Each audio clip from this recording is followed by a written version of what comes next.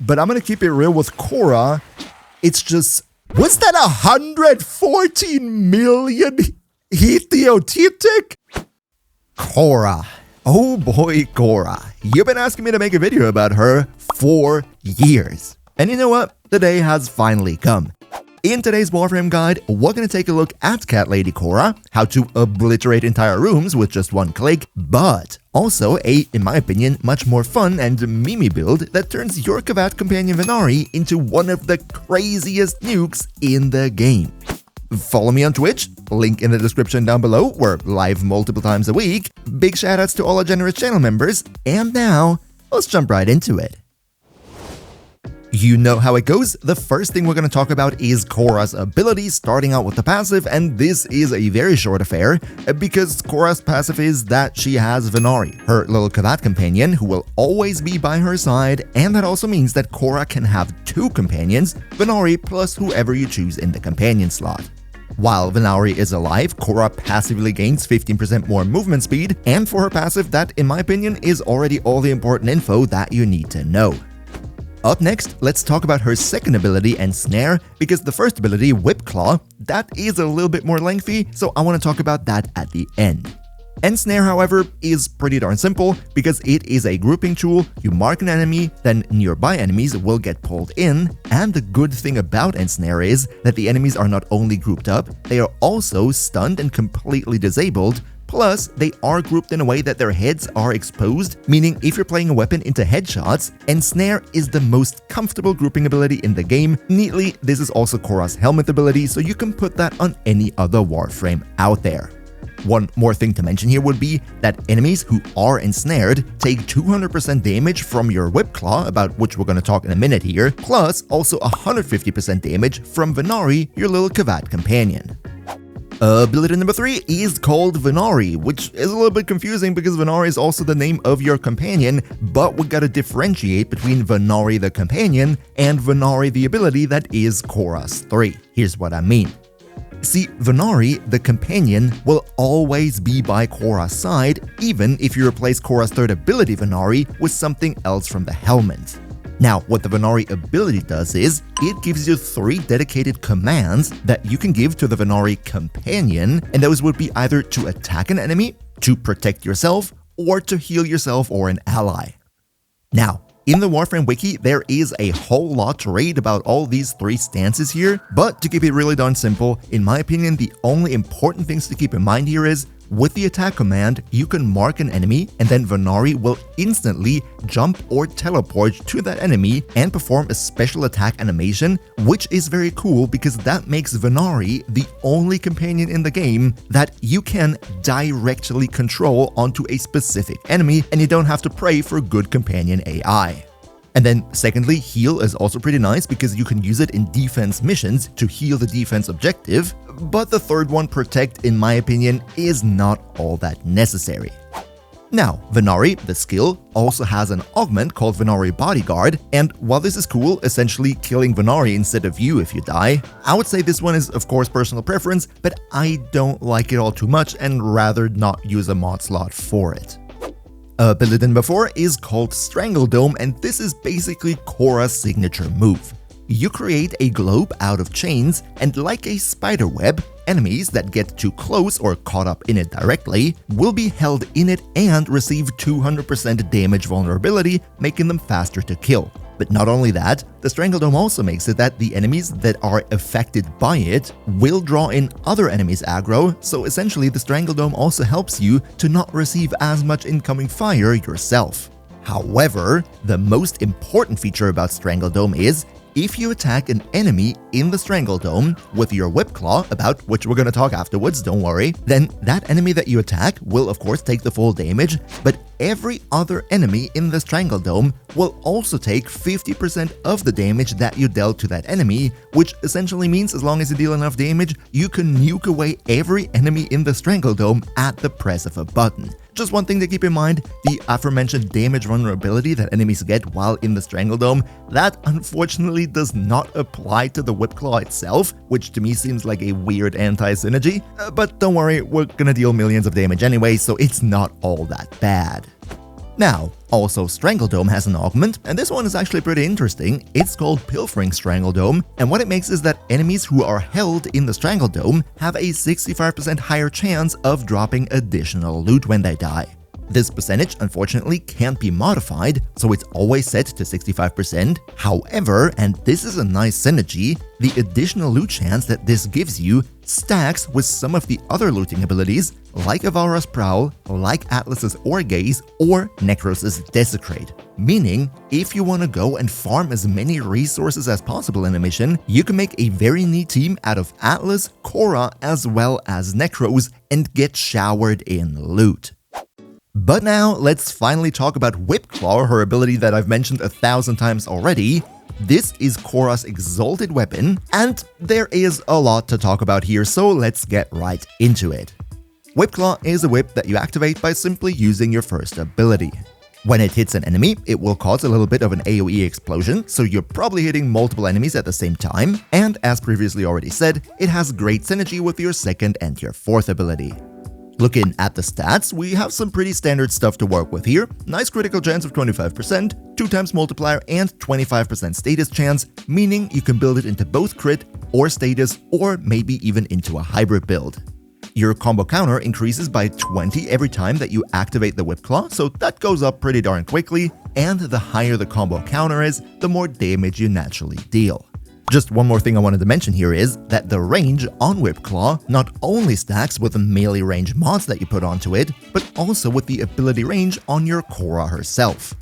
Now, let's also take a look at how to build Whipclaw, and to be honest, there isn't all too much special in here. You just build it like you would any other melee weapon with those stats. This right here is an example build that I personally like a lot.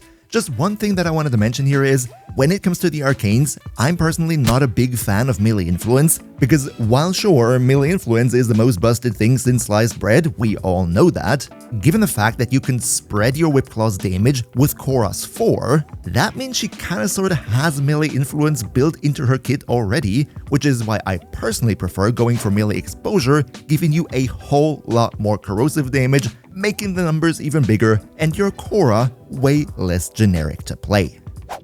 Now, Khora's Whipclaw also has an augment called Accumulating Whipclaw, and this one is pretty nice. It says it increases your Whipclaw's damage, but what this mod does not tell you is that the damage that it gives your Whipclaw is in fact not base damage on the Whipclaw weapon itself, but this damage bonus is additive with the damage bonus that you gain from ability strength. So in other words, this mod functions kinda sort of as a version of Precision Intensify, just dedicated for your Whipclaw. Now, why is that important? Because it means that Whipclaw gets much more ability strength than other abilities, making it so that you can get away with modding less ability strength on your Khora. And as always, if you could maybe leave a little like for the video, that would be mwah, chef's kiss, because it always helps me big time with the YouTube algorithm. So cheers so much for your support.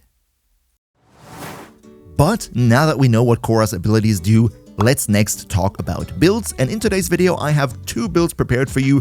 The first one is a standard generic Whipclaw red crit build that deals tens of millions of damage and that you've probably seen 100 times already. And then the second one is the, in my opinion, much more interesting one, because I wanted to get a little bit creative with Khora, and I came up with a Venari based build that just absolutely obliterates everything without you having to do a single thing. But you know what? Let's start out with the standard Whipclaw build first. How this one works is pretty darn simple. When you encounter enemies, you cast your Strangledome and use your second ability to pull as many enemies as possible into it. Then, all you really need to do is use your Whipclaw to hit into the Strangledome, and through the damage spread, everybody will just blow up, rinse, and repeat. Up next, let's talk about helmet abilities, and when it comes to this Whipclaw build, then your third ability, the Venari commands, are really not that needed here, so whatever you take, definitely put it over your third ability. My personal suggestion here would be the standard stuff for melee builds, like Rhino's Roar, like Grendel's Nourish, but of course, and that is what I personally did, you can go for Wrathful Advance from Kalervo to get those juicy red numbers. When it comes to the Archon charts for this build, this is actually also pretty simple. You can either go for more ability strength, or if you wanted to invest a little bit more, you can naturally also go for the purple ones that give you even more melee crit damage, just in case tens of millions of damage in red crit is not already good enough for you. When it comes to the modding, for the Whipclaw itself, you can just use the same build that I showcased as I talked about the Whipclaw just a minute ago. And also for Khora, I don't want to waste all too much time talking about the build, because there is nothing special here, and as I said, you've probably seen it 100 times already. We're going for a healthy mix of ability strength, ability range, and duration. I personally decided to go for a little bit of a shield tanking setup with this Khora, because I'm personally not too much of a fan of shield gating, but to be perfectly 100% honest, Khora is a really good frame for shield gating too, because you spam your Whipclaw so much. That means with Brief Respite or some of the Augur mods, it should be relatively simple to keep her alive this way too. Just one more thing I wanted to mention before we move on. There is not one quote-unquote right way to build Khora, there's always a lot of personal preference involved. As I said, some people might want to go for health tanking, others might want to go for shield gating. I went for shield tanking. You might prefer some more range with, let's say, Archon Stretch, or have other arcanes, and that's all perfectly fine because at the end of the day, Khora will deal millions of damage anyway. So just take this one here as a sort of build example, since to be fair, it wasn't really the focus of today's video anyway, because that is the next upcoming build where I got a little bit more creative and went all in on Venari. Let's get into it. Now, what this build is supposed to do is actually relatively simple. Instead of damaging the enemies ourselves, we just sit back and do nothing while our little cat companion Venari will do all the work for us, and believe me, she is incredibly strong. See, the main focus and sort of the culprit of this build is a mod called Contagious Bond. What this one does is, whenever your companion takes out an enemy that is afflicted with status effects, then 50% of those status effects will spread to enemies in a 9-meter range. That would mean that if there are enough enemies grouped tightly together, then this status spread actually increases the amount of status effects that are in the enemy group, leading to a crazy chain reaction that you also saw in the intro of the video, and that is able to delete entire rooms full of enemies.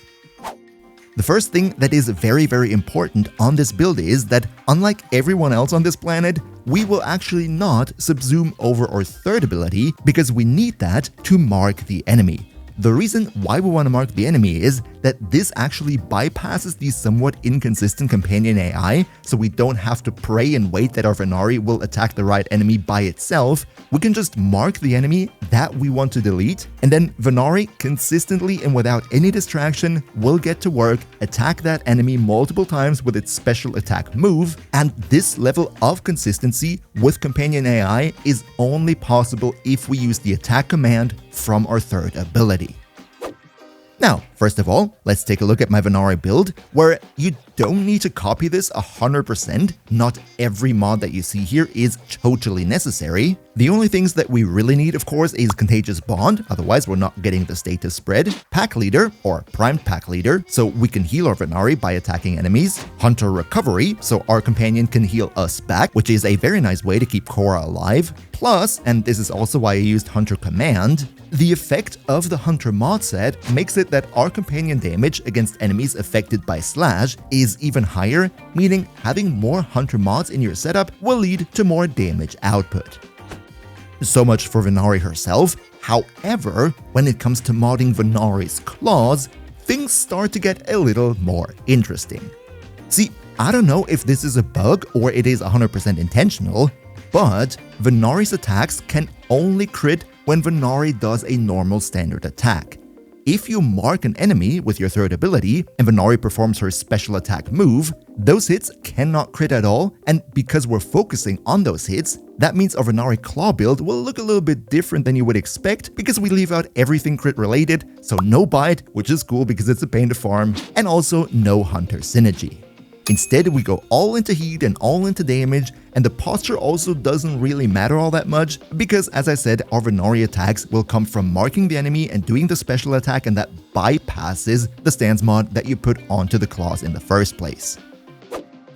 But alright, that would be it for Venari. But we're not done talking about companions. because since Venari is kind of your passive ability, that means you can still use a second companion on Khora. And here there is one topic I wanted to talk about because it's a little unfortunate. I first thought that since this whole setup doesn't require us to attack any enemy by ourselves, we could go for Shade and just be invisible. However, unfortunately, when we're invisible, Venari's AI kind of refuses to attack enemies and the whole thing doesn't consistently work, so unfortunately, Shade is not an option.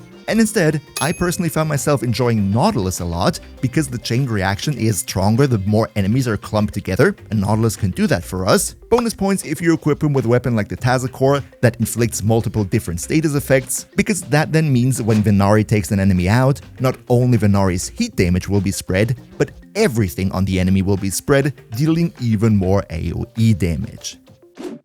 Now, when it comes to the Khora build with this synergy, it's actually not all too important how you mod her herself, because most of the potential for this build comes from Venari. Just that one thing you really want to do is Summoner's Wrath in the aura to increase Venari's damage even further. And then I personally went for a health tanking approach with health, armor, adaptation, and I even used Mirage's Eclipse for even more defense, so that Khora becomes basically invincible since she gets constantly healed by Venari with Hunter Recovery. But naturally, you could also use whatever the heck you like here. Feel free to experiment around a bit. And if you want to see one of the strongest Warframes in the game right now, then definitely also check out this Dante build right here.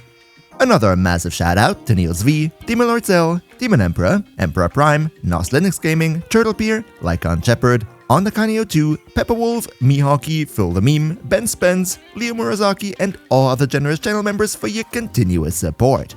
We see each other, hopefully in the next one, and until then, as always, good loot.